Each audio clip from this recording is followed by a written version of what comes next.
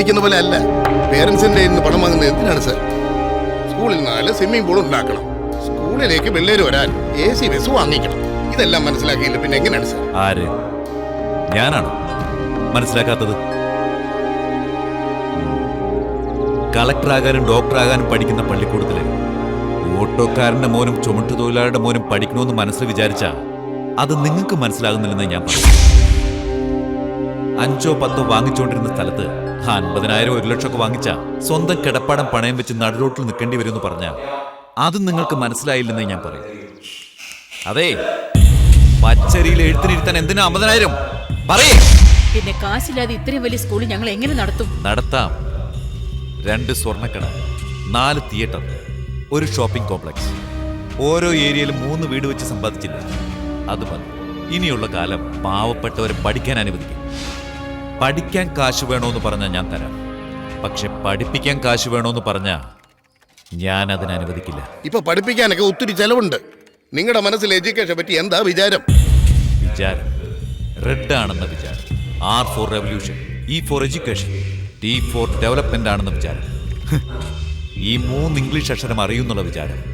എല്ലാവർക്കും വിദ്യ നൽകാൻ വേണ്ടി താമരപ്പൂവിലിരിക്കുന്നില്ലേ ആ സരസ്വതി, അത് പാഴായി പോകരുതെന്ന വിചാരം. സാക്ഷര കേരളം ഒരിക്കലും പിന്നോട്ട് പോകരുതെന്ന വിചാരം. എല്ലാവരും നന്നാവണമെന്നുള്ള വിചാരം. പാവപ്പെട്ടവനും പണക്കാരനും തുല്യനാണെന്നുള്ള വിചാരം. പിച്ചെടുത്തെങ്കിലും പഠിക്കണമെന്നുള്ള പാവപ്പെട്ടവന്റെ വിചാരം. എന്നാൽ പഠിക്കാൻ വരുന്നവനെല്ലാം പിച്ചെടുക്കണമെന്നാണ് നിങ്ങളുടെ വിചാരം. പാവപ്പെട്ടവന് വേണ്ടി എന്റെ രക്തം കൊടുക്കാനും തയ്യാറാണെന്നുള്ള വിചാരം. കഷ്ടപ്പെടുന്നവനെ സഹായിക്കാൻ ജീവൻ കൊടുക്കാനും തയ്യാറാകുന്നതാ എന്റെ വിചാരം. ഈ വിചാരങ്ങളാടാ ഈ റെഡിന്റെ തുടുപ്പ്. ഒടുവിൽ എന്താ നിങ്ങളുടെ തീരുമാനം? ഞാൻ പറയുന്നതെല്ലാം നിങ്ങൾ കേൾക്കണം. അങ്ങനെ ചെയ്യുന്നില്ലെങ്കിൽ റെഡേ, ഇവനോടൊക്കെ ചാനൽ 2-ല് സംസാരിക്കേ, സീറ്റ് ചോദിക്കേ. തരുന്നില്ലെങ്കിൽ അവന്റെ ശരീരത്തിൽ നിന്ന് ഒരു പീസ് ഇങ്ങോട്ട് എടുത്തോ.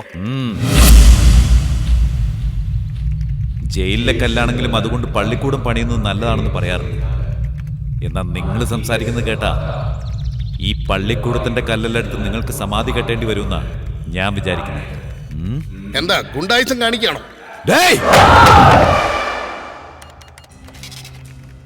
4 അക്ഷരം പറഞ്ഞു തരുന്നവന്റെ കാല് കഴി കുടിക്കണമെന്ന് വിചാരിക്കുന്ന എന്നോടാണോ പറയുന്നത്? പാഠം പഠിപ്പിക്കുന്ന അധ്യാപകരായതുകൊണ്ടാണ് ഞാൻ ഇങ്ങനെ സംസാരിക്കുന്നത്. ഏയ്, പാവപ്പെട്ടവർക്ക് വേണ്ടി വക്കാലത്ത് പറയാൻ നീ ആരാ? 100 കോടി ജനങ്ങളിൽ ഒരാൾ, 6 കോടി ജനങ്ങൾക്ക് വേണ്ടി ഒരാൾ. റെഡ് റെഡ് എല്ലാവർക്കും ഒരു സാവകാശം കൊടുക്കും. നോക്ക്, ഇത് ചുറ്റി നിൽക്കുന്ന സമയമാണ്. നിങ്ങൾക്ക് തീരുമാനമെടുക്കാനുള്ള സമയം.